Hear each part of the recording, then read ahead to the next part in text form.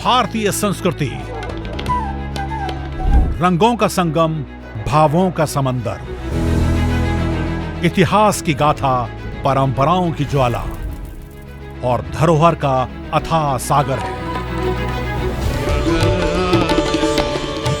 हमारी संस्कृति देश की सॉफ्ट पावर का सबसे मजबूत हस्ताक्षर है। योग, आयुर्वेद, भारतीय दर्शन, साहित्य, कला और संगीत जैसे अनेक क्षेत्रों में भारत की अमूल्य देन ने पूरे विश्व को प्रभावित किया है।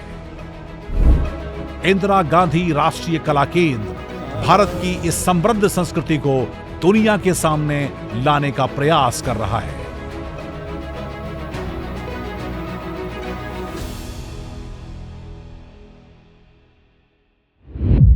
नमस्कार, स्वागत है आप सभी का ज्ञान और रोचकता से भरी इस खास पेशकश संस्कृति संवाद में। मैं हूं आपके साथ नमिता। ये एक ऐसा मंच है जहां हम आपको लेकर चलते हैं भारतीय संस्कृति के अनमोल खजाने की यात्रा पर। भारत एकता में विविधता का अद्भुत उदाहरण है। आप सब ये जानते हैं कि भारत की परंपराएं, यहाँ की कला और इतिहास इसकी आत्मा है।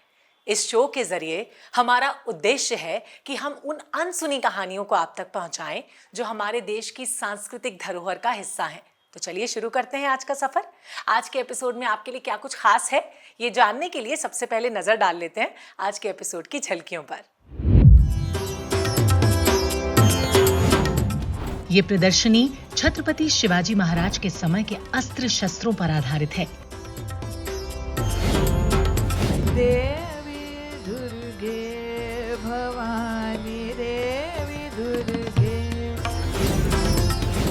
जिस टाइम से राजे महाराजे हुए ने उसी टाइम से साडी नाल मीर आलमा की बरादरी हुई है। नाल ही ने बड़े पुराने। We are students from all over India. We were in open camp. We had tents. Chopta Uttarakhand में स्थित एक छोटा सा गांव है जिसमें कुल 29 परिवार रहते हैं।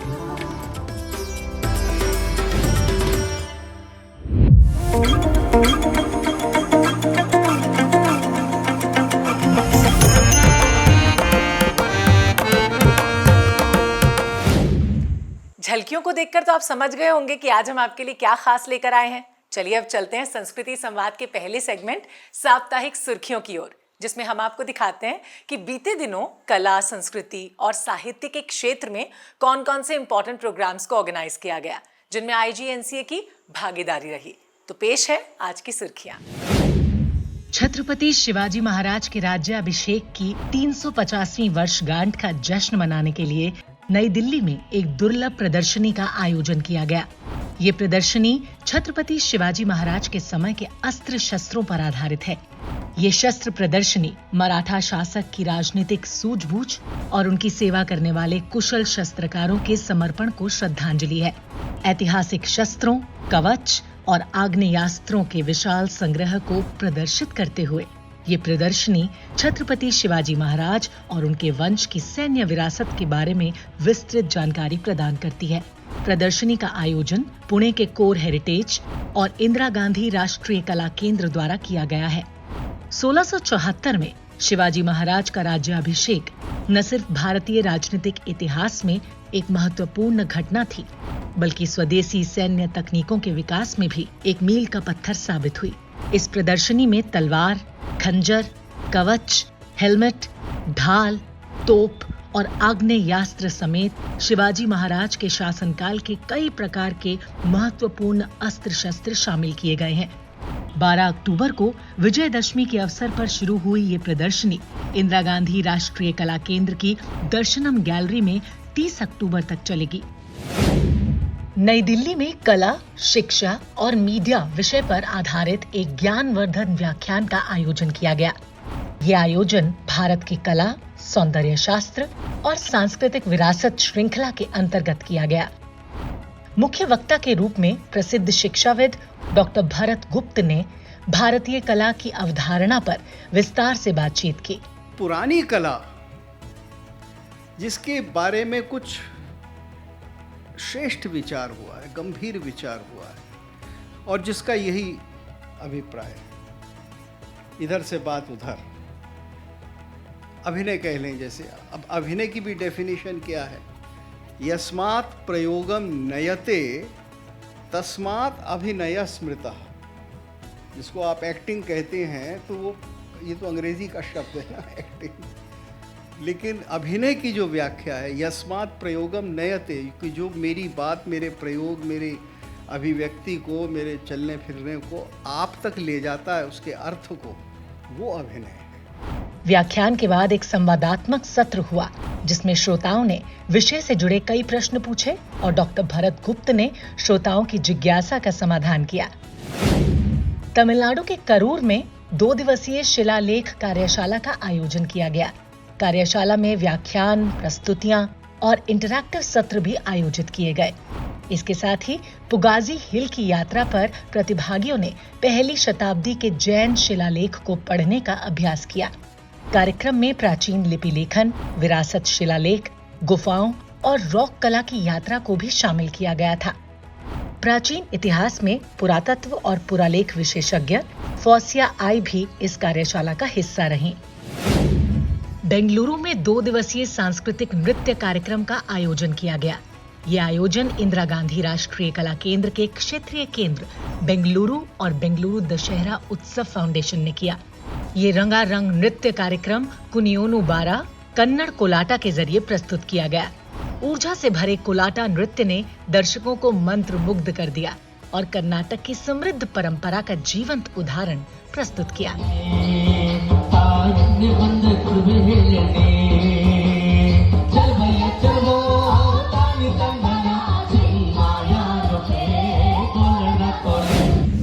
तो ये थी इस हफ्ते की सुर्खियां। अब रुक करते हैं अगले सेगमेंट का। संगीत शब्द सुनते ही मन में आनंद की तरंगें उठने लगती हैं, और बात अगर शास्त्रीय संगीत की हो तो फिर तो कहने ही क्या। शास्त्रीय संगीत भारत की अनमोल सांस्कृतिक विरासत का अभिन्न हिस्सा है। न सिर्फ भारत बल्कि पूरी दुनिया में इसकी विशिष्ट पहचान है। युवा पीढ़ी इस गौरवशाली परंपरा को आगे बढ़ा रही है। सांस्कृतिक प्रस्तुति में आज सुनिए प्रसिद्ध शास्त्रीय गायिका विदुषी अश्विनी भिड़े देशपांडे को। ख्याल गायकी और ठुमरी में इन्हें महारत हासिल है। इनकी आवाज में ऐसी मिठास और कलात्मकता है जो सुनने वालों को अभिभूत कर देती है। आइए सुनते हैं इनको।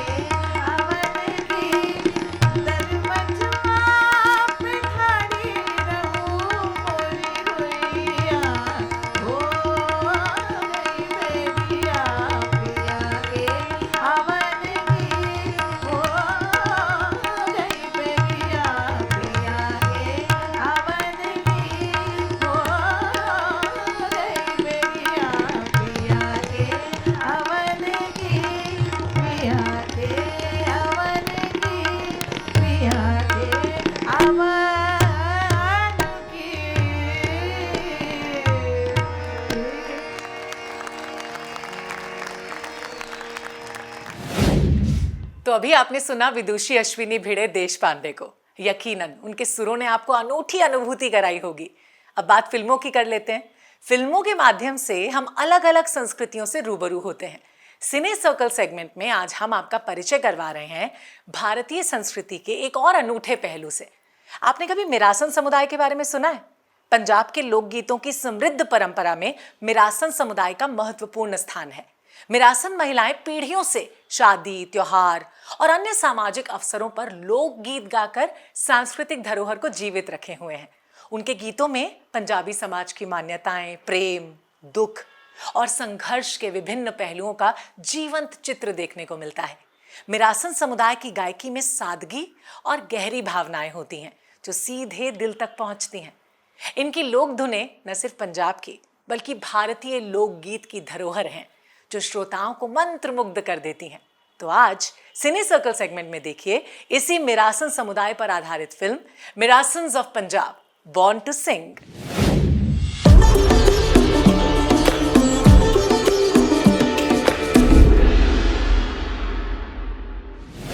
बनो तेनू मैं दिलावन आया। In 1998, I read about Sugra and Bhagi in a newspaper article. They were the last of the Mirasans living in the old part of the city of Patiala. Mirasans are women of the Mirasi community who sing songs for their patrons on life cycle rituals. Also known as Meeralams, the Mirasis are skilled musicians and genealogists. ਸਾਡੇ ਪਿਓ ਦਾਦਿਆਂ ਤੋਂ ਤਾਂ ਪਰਛਾਣ ਦੀ ਬਰਸਾਂ ਤੋਂ ਜਿਸ time 'ਚ ਰਾਜੇ ਮਹਾਰਾਜੇ ਹੋਏ ਨੇ ਉਸੇ ਟਾਈਮ 'ਤੇ ਸਾਡੀ ਨਾਲ ਮੀਰ ਆਲਮਾਂ ਦੀ ਬਰਾਦਰੀ ਹੋਈ ਹੈ।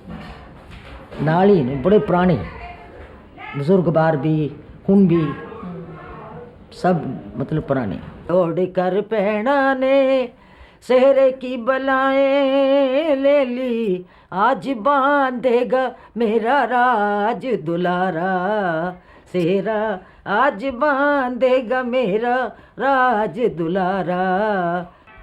The Maharajas of Patiala have been known for their patronage towards music and other arts. Bade Ghulam Ali Khan, the dawn of vocal music, brought glory to the Patiala Gharana. But there existed a lesser known tradition of music, a world full of songs that unfolded in the inner chambers of these palatial buildings, a world inhabited by women. This is what I had come looking for. ਬਾਬਾ ਮਰਦਾਨਾ ਜੀ ਸਾਡੇ ਗੁਰੂ ਨਾਨਕ ਸਾਹਿਬ ਨਾਲ ਰਹੇ ਨੇ ਔਰ ਬਾਬ ਵਜਾਉਂਦੇ ਸੀ। ਉਸ ਕਰਕੇ ਸਾਨੂੰ ਬਾਬੇ ਮਰਦਾਨੇ ਕਰਕੇ ਵੀ ਸਾਡੀ ਇੱਜ਼ਤ ਬਹੁਤ ਕਰਦੇ ਹਾਂ, ਅਸੀਂ ਔਲਾਦ ਵੀ ਉਹਨਾਂ ਦੀ ਹੈ। ਤਾਂ ਦਰਸ਼ਨੀ ਪੁਕਾਰੇ ਸਾਡਾ ਤਾਂ ਕੰਮ ਹੀ ਇਹੀ ਹੈ। ਵਰਸਾਂ ਪੁਰਾਣੇ ਬਜ਼ੁਰਗਾਂ ਤੋਂ ਚੱਲਿਆ ਰਿਹਾ। ਸਾਡਾ ਤਾਂ ਛੋਟਾ ਜਿਹਾ ਬੱਚਾ, ਉਹਨੂੰ ਪੁੱਛ ਲੈਣ, ਉਹਨੂੰ ਵੀ ਪਤਾ ਹੈ। On behalf of their patrons, Sidhu and Meera send out invitations, give messages and distribute sweets. The practice of singing songs that was so intrinsic to their work is slowly fading away.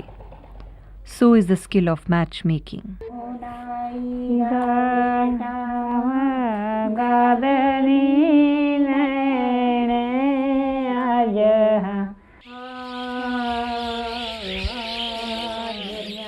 The time of death when the Mirasans are called upon to perform the Siapa, songs that accompany the death rituals. ਸਾਨੂੰ ਜਦ ਗਮੀ ਹੋ ਜਾਂਦੀ ਹੈ, ਅਗਲੇ ਦੇ ਸੁਨੇਹਾ ਆਉਂਦਾ ਹੈ, ਸਾਨੂੰ ਪਤਾ ਲੱਗਦਾ ਅਸੀਂ ਆਪ ਜਾਂਦੇ ਹਾਂ ਕਿ ਲੱਗੀ ਜੋ ਉਹਨਾਂ ਦੇ ਹੋਈਆਂ। ਹਾਂਜੀ, ਉਹ ਜਾ ਕੇ ਫਿਰ ਉਹਨਾਂ ਦੇ ਨਾਲ ਅਸੀਂ ਆਪਣਾ ਉਹੋ ਜਿਹਾ ਭੁਗਤਾਨ ਕਰਾਉਂਦੇ ਹਾਂ ਤੇ ਅਸੀਂ ਫਿਰ ਖੜਾਉਂਦੇ ਹਾਂ ਬੁੜੀਆਂ ਨੂੰ। ਖੜਾ ਕੇ ਫਿਰ ਉਹਨਾਂ ਨੂੰ ਵੀ ਰੌਣ ਵੀ ਲਾਉਂਦੇ ਆ ਤੇ ਫਿਰ ਅਸੀਂ ਹਟਾਉਂਦੇ ਵੀ ਆ। ਹਟਾਉਂਦੇ ਵੀ ਆ ਉਹਨਾਂ ਨੂੰ ਹਟਾਉਣੇ ਬਸ ਜੀ ਕੁਛ ਨਹੀਂ ਬਣਦਾ ਹੈ ਕਿ ਨਹੀਂ ਵੀ ਜੋ ਪਾਣਾ ਦੀ ਬੀਤ ਗਿਆ। ਮਹਾਰਾਜ ਦਾ ਹੁਕਮ ਹੈ ਵੀ ਤੁਸੀਂ ਹੁਣ ਚੁੱਪ ਕਰ ਜਾਓ। ਹਾਂ, ਫਿਰ ਅਸੀਂ ਚੁੱਪ ਵੀ ਕਰਾਉਂਦੇ ਹਾਂ। ਪਹਿਲਾਂ ਅਸੀਂ ਰੌਣ ਲਾਉਂਦੇ ਵੀ ਆ, ਲਾਉਂਦੇ ਵੀ ਅਸੀਂ ਹੋਈਆਂ। ਹਾਂ ਜੀ। गुल गो कल गुल हल हो प्यारी, गुल बनती गुल नार सिदारी, सदा सुहाग रहे बनरी दा। पर वो चंगा नहीं समझते। ਨਹੀਂ ਉਹ ਚੰਗਾ ਵੀ ਸਮਝਦੇ, ਜਦੋਂ ਹਿੰਟ ਮਾਰਦਾ ਤਾਂ ਇਹਦਾ ਮਤਲਬ ਹੈ ਵੀ ਚੰਗਾ ਹੀ ਨਹੀਂ ਸਮਝਦੇ। ਅੱਜ ਕੱਲ੍ਹ ਦੇ ਬੱਚੇ ਫਿਰ ਤੁਸੀਂ ਸਿਆਣੇ ਹੀ ਹੋ ਨਾ। ਹੁਣ ਉਹ ਤਾਂ ਅਫਸਰ ਬਣ ਗਿਆ, ਸਾਡਾ ਟਾਈਮ ਇਸੇ ਕੰਮ 'ਚ ਹੀ ਗੁਜ਼ਰ ਗਿਆ। ਸਾਨੂੰ ਤਾਂ ਅੱਛਾ ਲੱਗਦਾ ਹੈ, ਉਹਨਾਂ ਬੱਚਿਆਂ ਨੂੰ ਹੁਣ ਨਹੀਂ ਪਸੰਦ ਹੈ ਇਹ ਕੰਮ।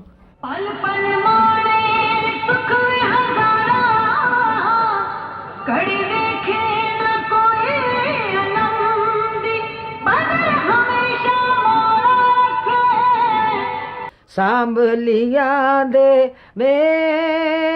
नैन सलोने बेबन्या, सांभलिया दे नैन सलोने बेबन्या, गोरिया करन अदाई वे गोरिया करन अदाई बेजगा रंगे तेनू मेरा हाकमा मना रैया तेनू गोरे मुख पर। अब बढ़ते हैं संस्कृति संवाद के अगले सेगमेंट यानी विशेष साक्षात्कार की ओर। इसमें हम आपको मिलवा रहे हैं एक प्रसिद्ध संगीतज्ञ से। संगीत में वाद्य यंत्रों का विशेष महत्व है। Tanpura, violin, guitar, sarod, piano, harmonium, accordion, बांसुरी जैसे अनेक वाद्य यंत्र मन को मंत्रमुग्ध कर देते हैं। इनके बिना हम संगीत की कल्पना भी नहीं कर सकते। इन्हीं में से एक सुरीला वाद्य यंत्र है पियानो अकॉर्डियन। विशेष साक्षात्कार हमारे इस सेगमेंट में आज हम आपको एक ऐसे कलाकार से मिलवा रहे हैं जो पियानो अकॉर्डियन के लिए दुनिया भर में फेमस हैं। उनका नाम है इनॉक डेनियल्स, जिन्हें प्यार से हम डैनी भी कहते हैं। कई दशक लंबे अपने संगीत के सफर में इन्होंने कई प्रसिद्ध गायकों और संगीत निर्देशकों के साथ काम किया। तो आपके सामने प्रस्तुत है प्रसिद्ध piano accordion player Enoch Daniels के साथ हुई खास बातचीत के अंश।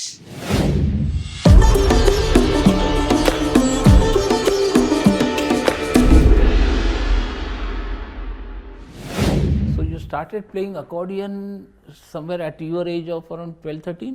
No, accordion I started very late. Wait, okay.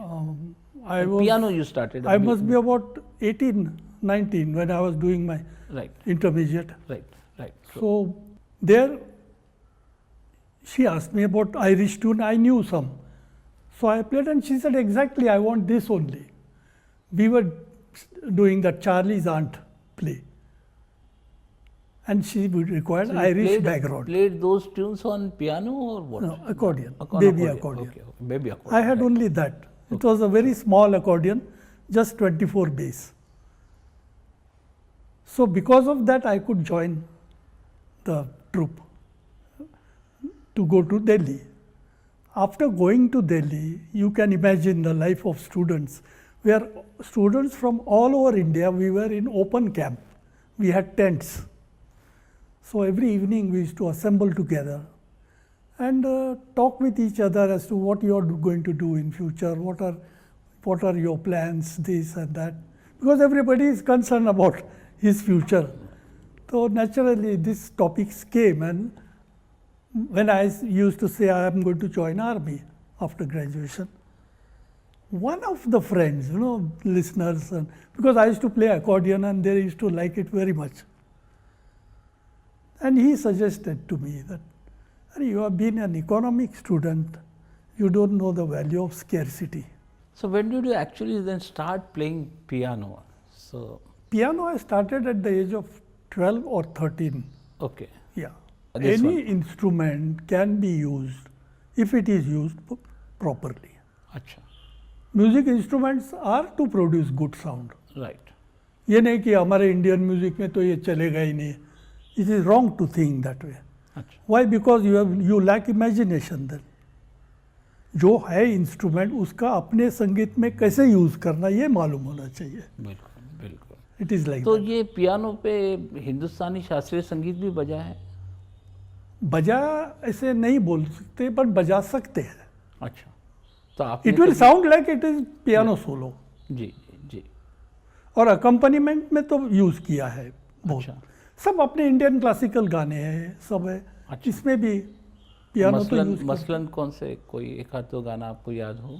नहीं, वैसे मैं आपको इंडियन स्टाइल का गाना पियानो पे बजा के एक्सप्लेन कर सकता हूँ. That will be a great thing sir. Okay, I will do that. उस जमाने में शंकर जयकिशन के गाने आने लगे थे. They were very popular. तो we used to ask solo singers कि कौन से गाने आप गाना गाते that you want to sing. So most of them were selecting Shankar Jaikishan songs. अब उसमें अकॉर्डियन था तो बजाने वाला कोई नहीं. Fantastic. तब luckily my classmate, one Sindhi classmate, he said, अरे हमारे घर में एक बेबी अकॉर्डियन पड़ा है, तू ट्राई कर. So willingly I went and tried it, and it so happened that we became great friends, his family, and I used to be there every Saturday, Sunday. His father used to come from Bombay. We used to have musical night on Saturday and all that. Wow. And that's how I picked up the accordion from their house. And he happened to be a film distributor. Oh. And he was the person who said, if you decide to come to Bombay, I will introduce you to some people whom I know. तो SD. Burman की पहली मुलाकात उन्होंने करवाई थी. अच्छा, what was his name by the way?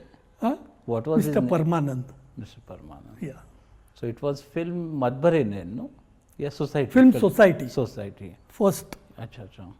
There is one beautiful Lata उन्होंने song. सुना मेरे को ऑडिशन में ऐसा, और within 3 days he called me. S D. Burman. Recording. Right. और जब रिकॉर्डिंग में गया तो मेरे out of the bunch of musicians सब strangers, they were looking at me, I am newcomer. फिर भी उसमें से 5-6 ऐसे जो मेरे दोस्त बन गए. भारत को गांव का देश कहा जाता है. राष्ट्र कवि मैथिली शरण गुप्त ने लिखा है, अहा ग्राम्य जीवन भी क्या है, क्यों ना इसे सबका मन चाहे. सचमुच भारत के गांव की तो बात ही निराली है. इसीलिए संस्कृति संवाद के आखिरी सेगमेंट मेरा गांव मेरी धरोहर में हम आपको देश के किसी एक गांव की विशेष लोक कला और वहां की परंपरा के दर्शन करवाते हैं. मेरा गांव मेरी धरोहर भारत सरकार की अहम परियोजना national mission on cultural mapping का महत्वपूर्ण हिस्सा है. इस मिशन का उद्देश्य देश के सारे गांव का डॉक्यूमेंटेशन करना है, ताकि गांव की अनुपम सांस्कृतिक धरोहर को आने वाली पीढ़ियों के लिए संरक्षित किया जा सके. तो आज हम आपको लेकर चलते हैं उत्तराखंड के एक अनूठे गांव चोपता की यात्रा पर.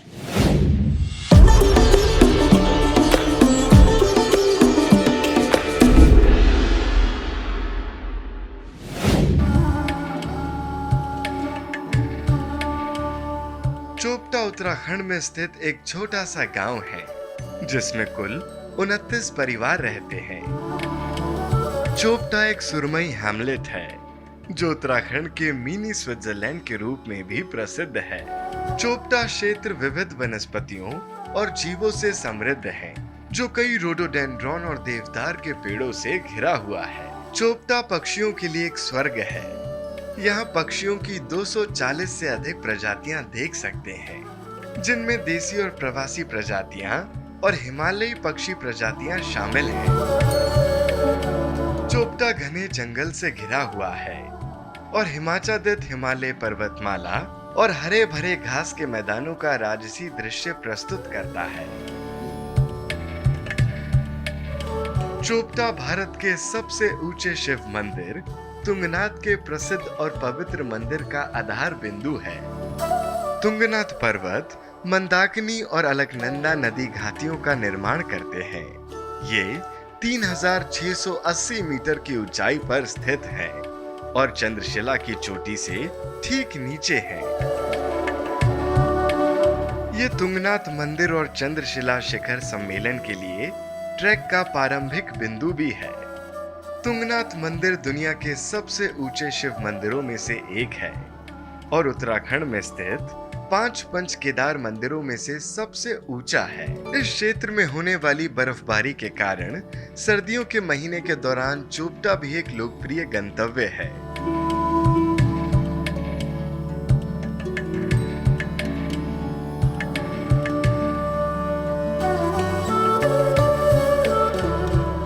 तुंगनाथ मंदिर और चंद्रशिला दिसंबर से मार्च तक बर्फ में ढके रहते हैं.